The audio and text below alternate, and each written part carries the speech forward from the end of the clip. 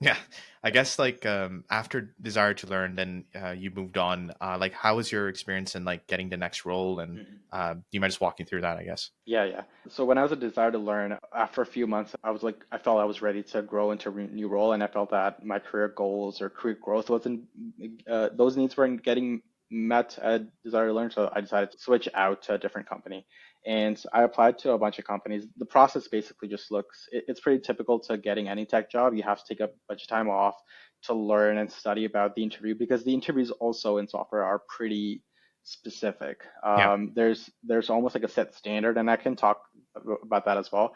But you have to take some time off to study or like really sit down and study as if you're studying for finals.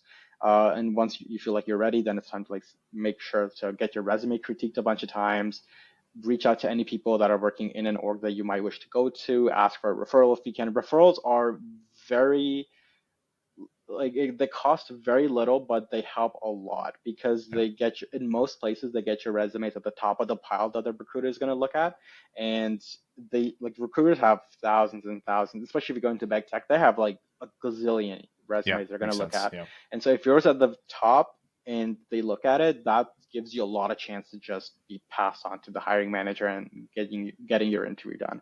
Yeah. So yeah, like study, get your resume critiqued, ask for any referrals that you can, and that was like my process too. Okay. And did you utilize like headhunters? I'm not sure if the software industry has the headhunters that you can reach out to, or was it just by yourself and the referrals from people you potentially know? Yeah, so for me it was referrals, and a bunch Okay. of recruiters reached out to me too. It's just like the Waterloo gives you a little bit of an edge because you've done so many co-ops. Yeah. And in 2021, the market was really hot for software too, so companies were like sending out their recruiters to message people on LinkedIn, getting lots of talent in at the lower levels, at the junior level, so they can grow them to senior and keep them in the company. Coincidentally, I was really lucky to be looking for a new job in that time. So I didn't utilize any headhunters, no, but I was Okay. reached out to by a bunch of recruiters. Referrals was my big thing. Okay. Yeah. And just going back to, so you mentioned about the like actually getting the role and you taking a break and then actually studying for it. Like, do you Hmm. mind just walking through a little bit of that process? Hmm. Obviously, not Yeah. revealing too much about Yeah. inside information, but like I think so, just Yeah. like in general. Yeah. There's not that much inside information actually, Okay. because the process is pretty similar across all tech jobs, especially if you got like less than I almost want to say 10 years of experience. If you don't have that and you're not looking for senior roles, this looks similar for every all tech people.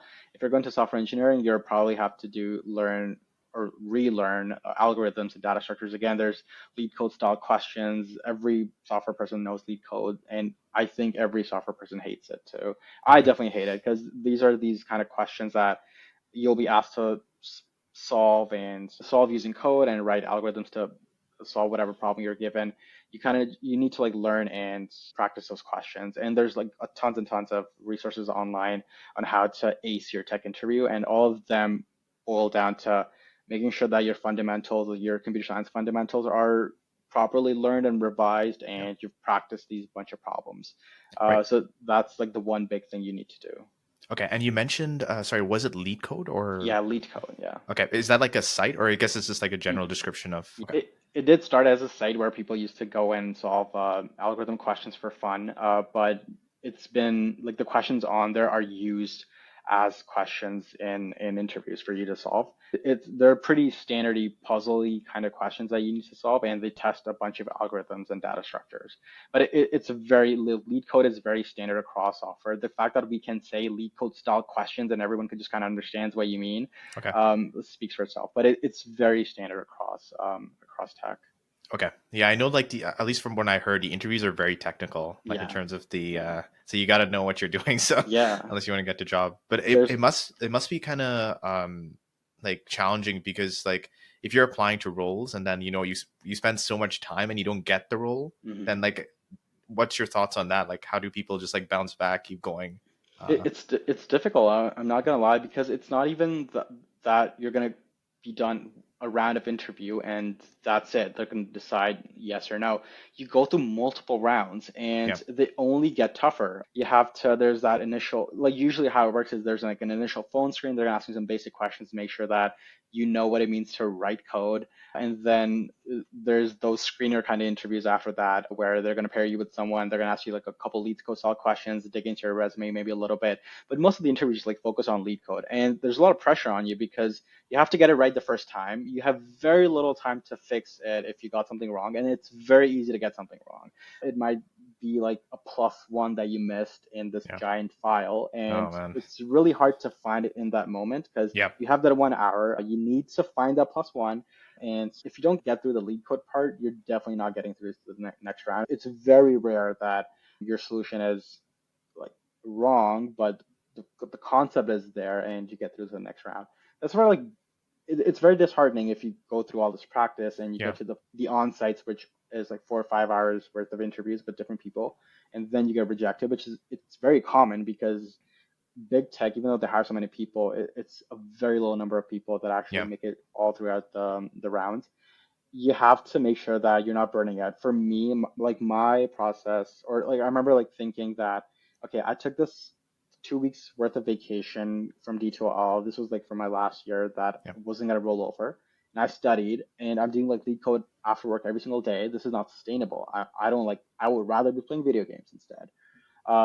So if I'm gonna try for a month and I'm gonna try really hard for a month, if I Yep. don't get a job within a month, and if I get rejected from every position I'm applying to, or don't get something that I actually want to take, I will take a break. Like I will stop lead coding and we will take a little break for the sake of my mental health. Yep. Take 2 or 3 months, relax. Don't be doing like lead code. Don't be burning yourself out. And then let's try again. And I Right. had friends who went through similar processes where they tried for a few weeks, it didn't quite work out, and then took a break and then come back and then they got the position. Because you can't like it's not sustainable to be learning lead because it is like Yeah. doing a Man. course on your own. You Yeah. can't like do that after like a work day sustainably for a long period of time. At least I can't. Like I Yeah. knew a month or a month and a half, maybe that's my limit.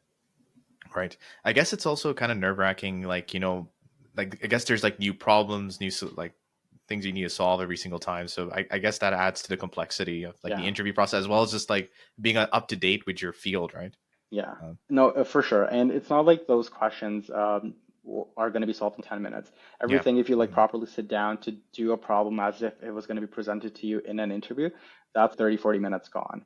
And it's also a lot of brain power that you're using. You get mentally pretty exhausted after, like, I used to get pretty exhausted after, if I was there for like an hour or 2 hours, that's it, that's my limit. So I would Yeah. only be solving like 2 or 3 questions a day, which also Gotcha. like means like you really got to pick like proper 2 or 3 Good questions to ones. Yeah. practice. Yeah.